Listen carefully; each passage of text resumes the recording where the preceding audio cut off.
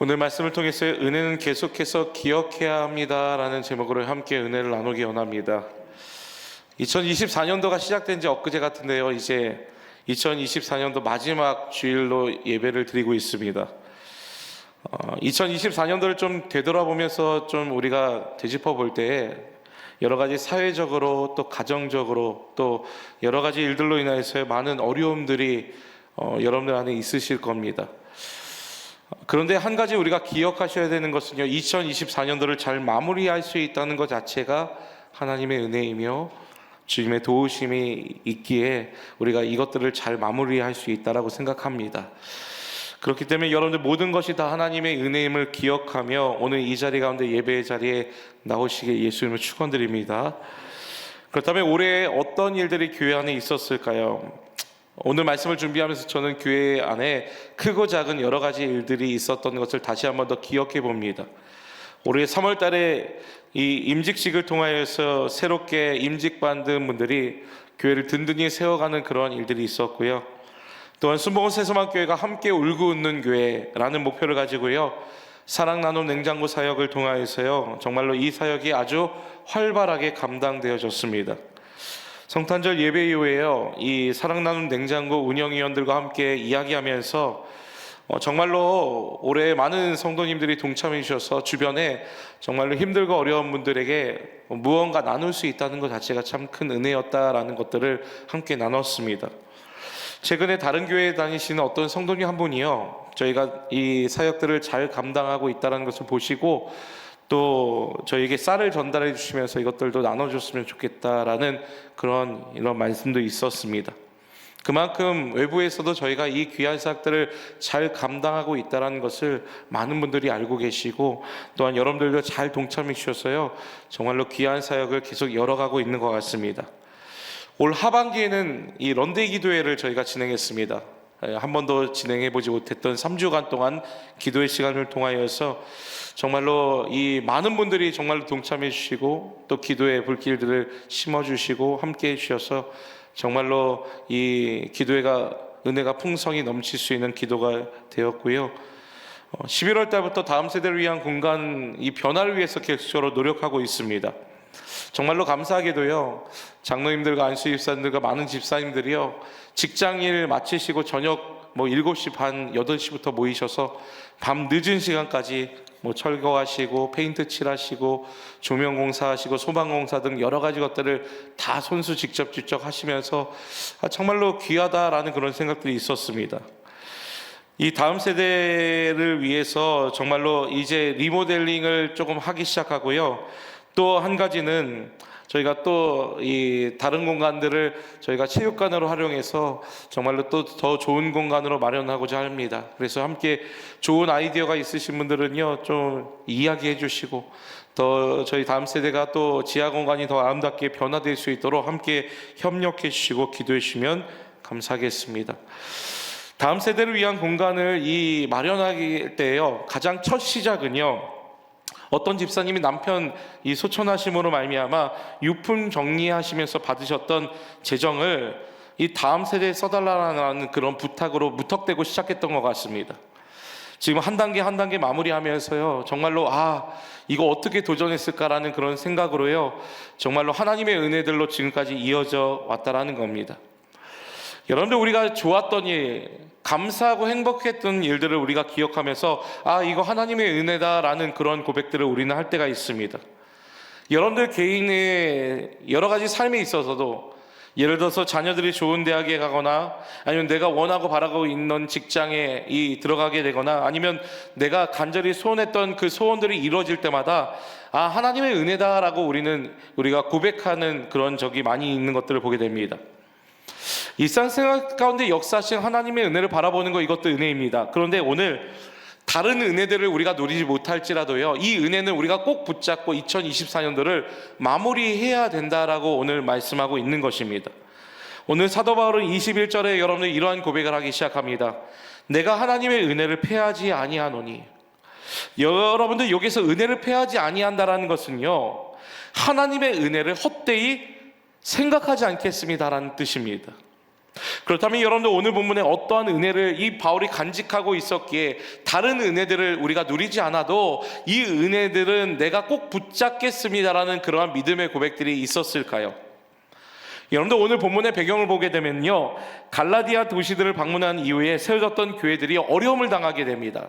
그 어려움 중에 한 가지가 무엇이었냐면 거짓 교사들이요, 이 바울에 대한 어려움들, 선동질을 하기 시작합니다.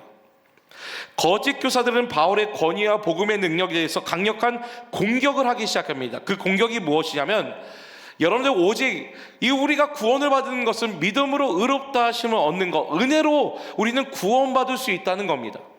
그럼에도 불구하고요, 여러분들 이 구원을 얻기 위해서 우리가 예수 그리스도를 믿는 것 이외에 또 다른 무언가를 하지 않으면 안 된다라고 그렇게 이야기하기 시작합니다.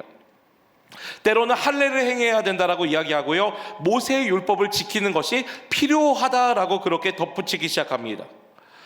어떻게 보면 여러분들 거짓 교사들은요, 바울이 전한 복음의 본질을 흐트리기 위해서 이 바울이 세워졌던 권위를 무너뜨리기 위해서 열심히 노력합니다. 이러한 주장으로 바울의 이 권위를 무너뜨리려고 했다라고 합니다.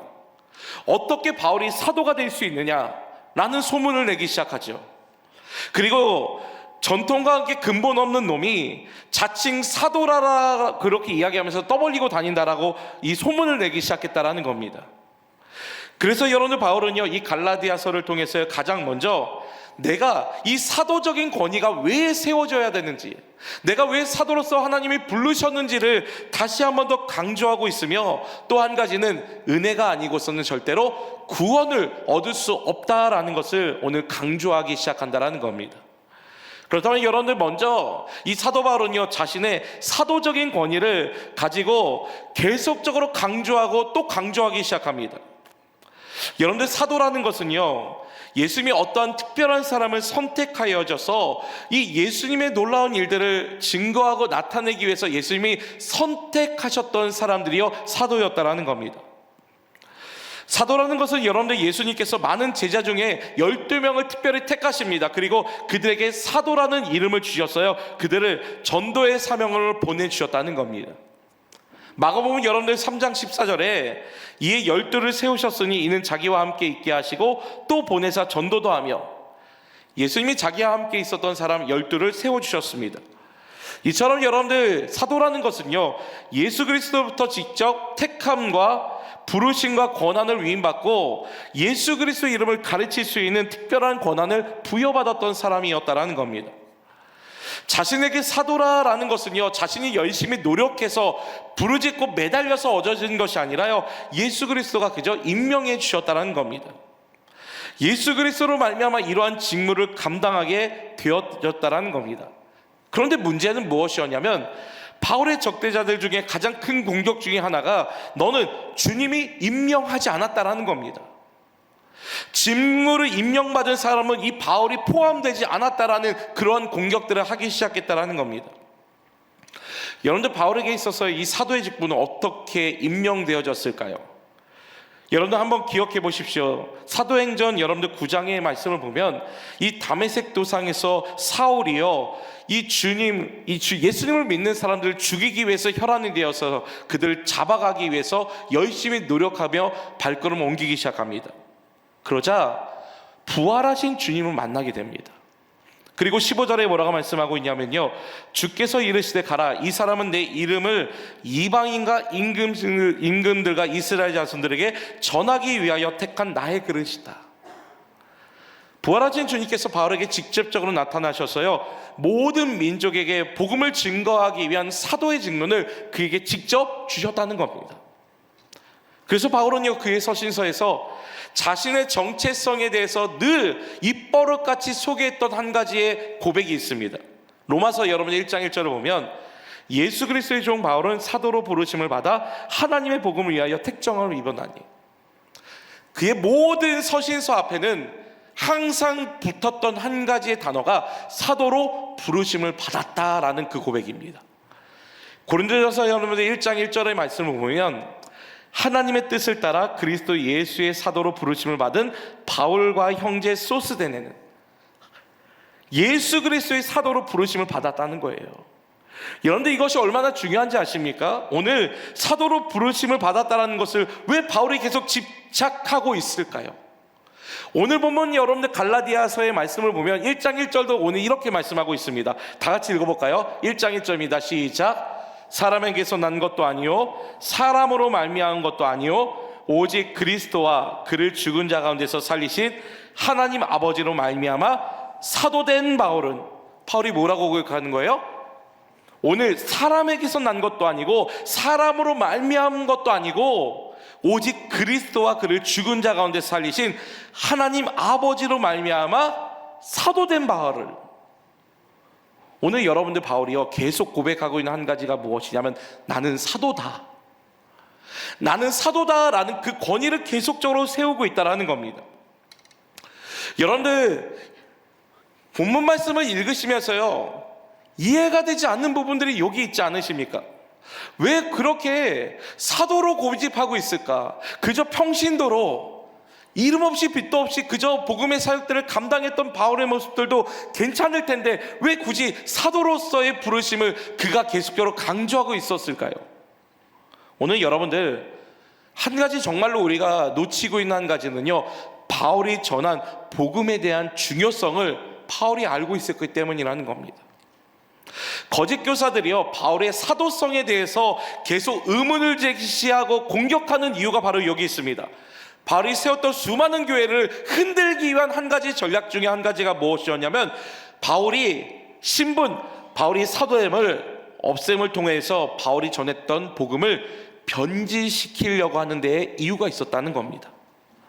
여러분들 만약에요 바울의 사도성을 잃게 되면 자연스럽게 바울이 전한 너희가 믿음으로 구원을 얻을 수 있다, 너희가 그 은혜로 구원을 얻을 수 있다라는 그 말씀을, 그 본질을 흐트려 버릴 수 있다는 겁니다. 마치 여러분들이 이러한 것이죠. 제가요 예를 들어서 세상적인 여러 가지 향락과 사치와 여러 가지 것들을 다 즐기면서 제가 여러분들에게 이렇게 설교하기 시작합니다. 여러분들 그리스도인으로서 정결하게 살아가십시오, 그리스도인으로서 정말로 깨끗하게 살아가시길 간절히 축원드립니다. 제가 그렇게 설교하면 여러분들 제가 전한 메시지가 들립니까? 들리지 않습니까? 속으로 이러실 거예요. 너나 잘하세요. 오늘 사도 바울도요 자신의 사도된 정체성을 잃어버리지 않기 위해서 계속 노력했던 한 가지가 무엇이냐면 지금 교회가 세워졌던 가장 근본적인 이유가 은혜였어요. 오직 그리스도에 대한 복음으로 말미암아 그 은혜로 말미암아 교회가 세워진 겁니다. 그런데 문제는 무엇이냐면 너희가 이거 해야 되고 저거 해야 되고 또 이거 해야 그리스도의 자녀이며 구원 얻을 수 있다라고 그렇게 이야기하기 시작했다라는 겁니다. 그러다 보니까요 이 바울의 사도된 정체성을 무너뜨리면 이 바울이 전한 복음이 무너지기를 간절히 기대했던 거짓 적대자들이 있었다는 겁니다. 사단이 여러분들 우리를 공격하는 가장 근본적인 일들은요 바로 이 부분에 있습니다. 여러분들 마음껏 복음을 전하기 위해서 마음껏 예수님을 믿지 않는 자들에게 복음을 전하는 것 중요합니다. 그런데 그것보다 더 중요한 것은 여러분들의 정체성이 세워져야 한다는 거예요. 여러분들 정체성이 어떠한 정체성으로 살아가고 계십니까? 사단은 그렇게 늘 속삭이기 시작합니다. 그저 복음만 전하면 돼. 삶으로 내가 소화되어지며 인격과 삶이 성숙된 삶으로 변화되어져야 됨에도 불구하고 전혀 그렇지 않는 모습으로 살아가는 우리들의 모습들을 사단은 속삭이고 있다는 겁니다. 여러분들 믿음으로 살아계시는 분들이 얼마나 믿음의 견고함으로 살아가고 있는지에 대해서 주목해 보셨습니까? 가장 어려운 거 한 가지가요 내가 전한 만큼 살아야 됨에도 불구하고 그렇지 못한 내 자신의 연약함을 늘 바라보면서 살아가는 분들이 그러한 믿음의 사람입니다. 저도 말씀 전하는 데 있어서 가장 중요하게 생각한 한 가지가 무엇이냐면 보여지는 부분에서 아니면은 제 이면의 모습에서 혹시나 은혜 안 되는 것들이 있다라면 최대한 가려야지, 최대한 보이지 않아야지라는 그런 생각들을 늘 하게 됩니다. 왜냐하면 저로 인하여서 십자가가 가려지거나 저로 인하여서 한 사람이 실족하게 된다라면 이것은 주님이 원하시는 모습이 아니다라는 거예요. 오늘 우리의 원하는, 주님께서 원하시는 모습은 무엇입니까? 나를 통해서 누군가가 복음이 세워지고 믿음이 세워지고 그리스도의 자녀와 하나님의 자녀로서 성장되어지며 성숙함으로 살아가는 것, 그것은 바로 내가 얼만큼 믿음으로 살아가는지가 중요하다라는 겁니다. 여러분들, 앞서가는 리더가 무너지면요, 그 따라가고 있는, 그 리더를 보고 있는 수많은 팔로워들은 금세 신앙이라는 것을 잃어버리게 된다는 겁니다. 그렇기 때문에 저는요, 교회 안에서 우리 직분을 가진 분들이요, 잘하셔야 됩니다. 잘하셔야 됩니다. 왜냐하면 모든 분들이 그분들을 보고 있기 때문에 그렇습니다. 여러분들 가정을 잘 살펴보셨으면 좋겠습니다. 제가요, 부교육자 시절에요, 주일학교 유치부에서부터 청년부에 이르기까지 다음 세대를 다 한번 감당해 봤습니다. 근데 제 안에 세웠던 한 가지 결론이 무엇인지 아십니까? 다음 세대의 믿음은요, 자신의 힘으로는 절대로 세울 수 없다는 거예요. 부모님이 얼만큼 믿음으로 살아가는 모습을 보여줘야지 그 모습을 보고 다음 세대들은 믿음이 세워질 수 있다는 겁니다.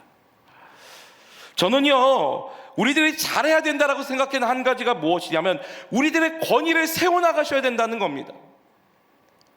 제가 여러분들에게 권위를 세워나가야 된다라고 이야기하니까, 오늘부터 집에 가서 큰 소리 떵떵 쳐야 되겠네, 밥 차려, 아니면은 뭐 준비해 라고, 그런 권위가 아닙니다. 오늘 권위라는 것은요, 부모님의 권위입니다. 지켜야 할 것은 지켜야 되는 것, 말해야 될 것은 말해야 되는 권위를 세워야 된다는 거예요. 여러분들, 자녀들이 교회로 발걸음을 옮기지 않는 이유가 무엇인지 아십니까? 한국 교회에 자녀들이 출석하는 비율이요, 4%입니다. 4%. 제가 이 통계를 보면서 놀라웠어요. 왜 놀라운지 아세요? 다음 세대들이 교회에 안 오는 이유가 무엇인지 아세요? 그 이유의 근본적인 모습은 부모님이 이중적인 생활이에요. 교회에서는 멋진 모습으로, 괜찮은 모습으로 살아가는데 집에서는 영락없는, 형편없는 모습으로 봐오다 보니 이 자녀들이 믿음에 대한 정체성이 세워지지 않는다는 겁니다. 우리 마치 이러죠. 적당한 것, 대충 썬데이 크리스찬으로 살아가는 거 얼마나 좋습니까?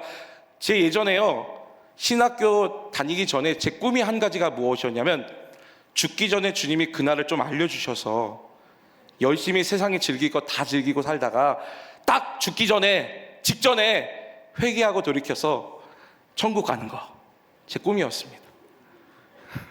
근데 제가 장례를 수도 없이 다니면서 한 가지 알았던 한 가지가 무엇이냐면, 그거 모르겠더라고요. 분명히 장례를 여러분들 300번 이상 정도 다니면 대충 이분이 내일 돌아가실지 그 다음날 돌아가실 대충은 감이 옵니다. 그런데 요즘 감이 틀려져요. 그래서 주님이 제가 한데 주시는 말씀은 한 가지가 무엇이냐면, 야, 감으로 살아가지 마라. 주님께서 오라 하시면 그냥 가는 거예요. 그렇다면 여러분들, 우리들이 대충 적당 신앙생활 하는 것이 아니라요, 붙잡아야 될 것은 붙잡아야 됩니다.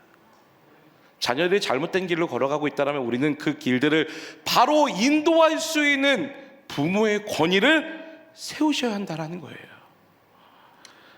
사도 바울은, 여러분들, 내 이 권위가 무너지면 수많은 교회들이요, 다 주저앉기 시작합니다. 그러다 보니까요, 자신이 사도인 것에 대해서 오늘 모든 서신서에서 다 변론하기 시작한다라는 겁니다.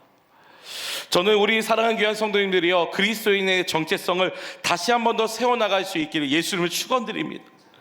여러분의 정체성이 올바로 세워짐을 통하여서 내가 하나님의 자녀임을, 하나님의 백성임을 우리가 세워나감을 통하여서요, 자연스럽게 우리 다음 세대와 우리 주변의 모든 사람들의 믿음이 온전히 세워지는 역사들이 일어나게 될 줄 믿으시기 예수님을 축원드립니다. 바울의 두 번째 변론은요, 어떠한 행위로도 구원을 얻을 수 없다라는 겁니다.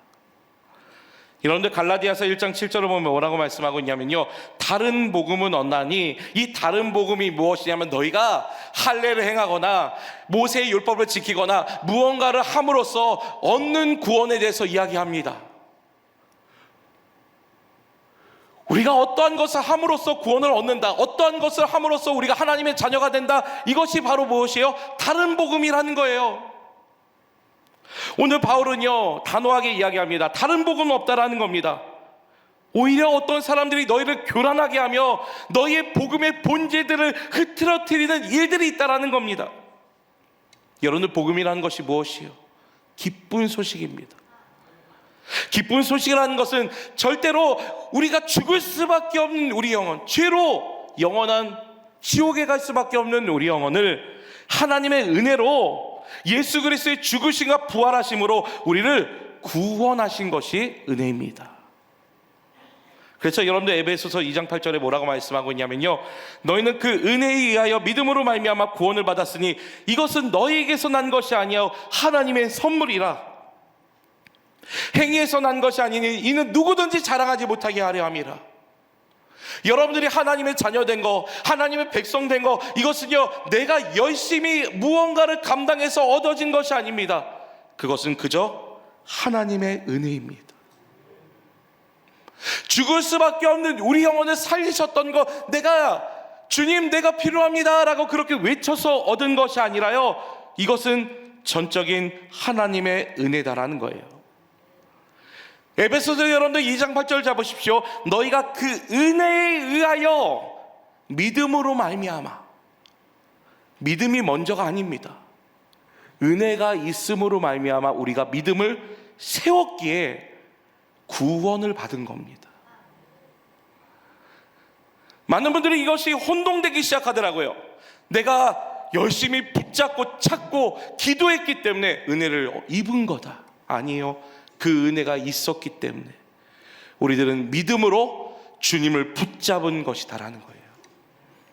여러분들, 그렇다면요, 성경에서 뭐라고 말씀하고 있습니까? 사도 바울은요, 어떠한 이유로든 이 놀라운 은혜 말고는 다른 어떤 은혜도 구하지 않는다는 거예요.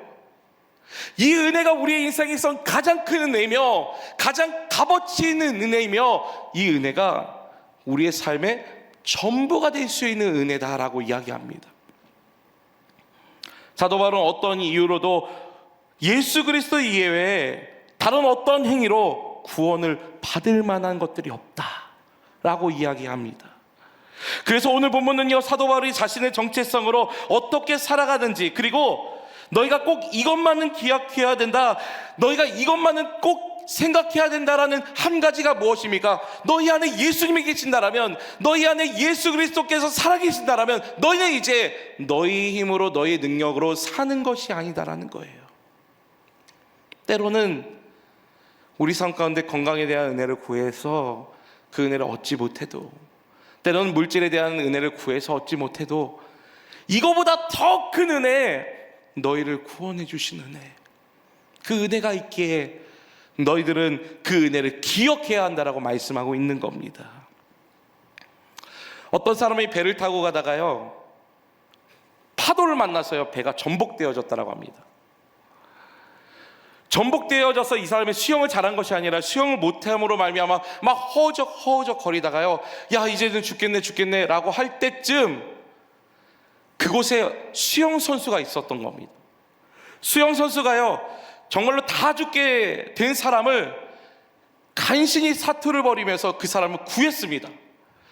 그리고 그 사람을 이 해변에 딱 누이면서 그 사람이 이 수영 선수에게 가장 먼저 첫 번째 했던 말이 무엇인지 아십니까? 내 짐은 어디 있어요? 구원한 것 자체, 그 사람의 생명을 새롭게 한 것에 대한 감사는 없고요, 내 짐은 어디 있어요? 이제 살았으니 또 다른 것들을 구하고 있는 우리들의 모습들과 별반 다른 바가 없다는 겁니다.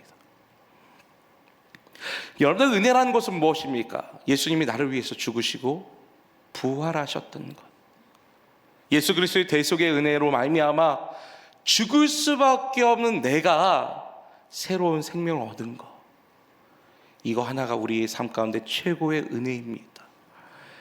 이 은혜가 있다라면 다른 어떤 것들이 우리 안에 주어지고 잡히지 않을지라도 우리는 만족하고 기뻐하고 감사할 수 있는 것은 이 은혜가 나를 덮고 있기 때문이라는 거예요. 다른 은혜가 우리 안에 충만히 있을지라도 이 은혜를 잃어버리면 여러분들은 주님과 상관없는 삶으로 살아갈 수밖에 없습니다. 오늘 여러분들 20절 말씀 본문 보십시오. 내가 그리스도와 함께 십자가에 못 박혔나니 그런즉 이제는 내가 사는 것이 아니요 오직 내 안에 그리스도께서 사시는 것이라. 여러분들, 우리가 이 은혜 안에 들어가기 시작했을 때, 우리가 이 은혜 안에 머물러 있기 시작했을 때, 오늘 우리들은 어떠한 정체성으로 변화되기 시작하냐면 내 안에 예수 그리스도가 사시는 정체성, 예수님 나와 함께 하시는 그런 삶으로 주님이 인도하심을 오늘 말씀하고 있는 것입니다. 이것은 우리가 열심히 주의 일들을 감당해서 열심히 부르짖어서 우리가 얻어낸 것이 아닌, 이것은 전적인 하나님의 은혜입니다. 그렇기 때문에 여러분들이 20절 하반절에 이렇게 말씀하고 있습니다. 이제 내가 육체 가운데 사는 것은 나를 사랑하사 나를 위하여 자기 자신을 버리신 하나님의 아들을 믿는 믿음 안에서 사는 것이다 라는 거예요. 죄로 죽을 수밖에 없는 우리의 영혼을 예수님의 십자가의 능력으로 하나님의 은혜로 자녀 삼아 주셨듯이 우리의 믿음은 어떻게 세워야 되냐면 그 주님을 믿는 겁니다. 우리를 살려주신, 우리를 구원해 주신, 우리 안에 새로운 생명을 주신 그 예수님을 믿는 믿음 안에서 사는 것이 그리스도인이라는 거예요. 그렇기 때문에 오늘 사도 바울은요, 하나님의 자녀가 되고 예수 그리스도의 십자가의 은혜와 대속의 사랑을 느낄 수 있었던 것, 이것이 하나님의 은혜다라는 거예요. 그런데 여러분들, 우리들은 이 은혜들을 또 다른 영역에서 우리는 늘 생각하고 갈망하고 있지 않으십니까? 마치 내 자녀들이 잘 되고 내 사업장이 잘 운영되고 교회가 잘 되는 것, 이것이 하나님의 은혜다라고 생각할 때가 있다라는 거예요. 제가 금요일날 민호기 목사님 오셔서 찬양 간증 예배로 함께 은혜를, 정말로 많은 은혜를 받았던 것 같습니다. 그 중에 한 가지 제 가운데 계속 기억되어졌던 한 가지가 바로 이러한 것이었어요. 이 목사님이 이런 말씀 하시더라고요. 여러 가지 나의 사역의 조각들이 있지만 그 조각들이 다 나중에 맞춰졌을 때는 예수님만 보였으면 좋겠다. 근데요, 저는요 이런 욕심이 있었던 것 같습니다. 예수님 앞에 섰을 때 무언가 말하고 싶은, 무언가 자랑하고 싶은 일들을 계속 만들어갔던 것 같아요. 예수님, 사랑 냉장고 사역도 했잖아요. 예수님, 다음 세대를 위해서 우리가 이러한 일들도 했잖아요. 예수님, 우리 교회가 더욱더 성장하고 부흥하고 영혼들을 사랑하기 위해서 이러한 사역도 했잖아요. 그런 것들을 자랑하기 위해서 하루 노력했던 것 같습니다. 그런데 정말로 주님 앞에 섰을 때 주님이 가장 원하시는 대답이 무엇일까? 저는 이러한 대답이라는 결론을 얻었습니다. 다 예수님이 하셨습니다. 모든 사역, 모든 일들이 다 주님의 은혜 아니고서는 이해되어질 수 없었습니다. 이것이 무엇입니까? 주님이 가장 원하시는 은혜 안에 거하는 삶의 모습이라는 거예요.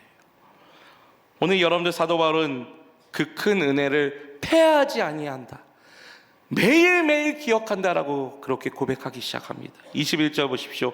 내가 하나님의 은혜를 패하지 아니하노니 만일 의롭게 되는 것은 율법으로 말미암으면 그리스도께서 헛되이 죽으셨느니라.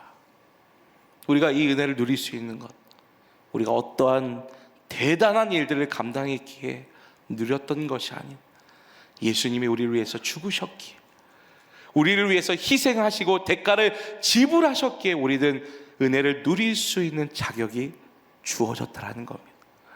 그렇다면 우리가 해야 될 것이 무엇입니까? 믿음을 세워나가는 겁니다. 오늘 그 믿음을 세워나가는 것에 대해서 여러분들 갈라디아서 6장 14절은 결론을 이렇게 이야기하기 시작합니다. 그러나 내게는 우리 주 예수 그리스도의 십자가 외에 결코 자랑할 것이 없다라는 거예요. 여러분들 교회 재정을 자랑하십니까? 교회가 유명해진 것을 자랑하십니까? 아니면 여러분들의 삶 가운데 자녀들이 잘 되는 거, 여러분들 인생이 잘 되는 것을 자랑하고 계십니까? 아니요, 그것보다도 더 중요한 거 한 가지는 예수 그리스도 외에 자랑할 것이 없다는 거예요.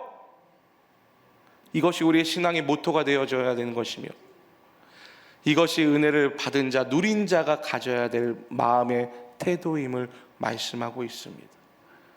나중에 주님 앞에 섰을 때 주님, 제가 가진 거 하나도 없지만 예수님 드러내며 평생 살았습니다. 어떠한 결실과 어떠한 열매들이 제 안에 있을지 모르겠지만 주님을 위해서 이렇게 살았습니다 라는 믿음의 고백들이 우리 모든 성도님 안에 있으시게 예수님을 축원드립니다.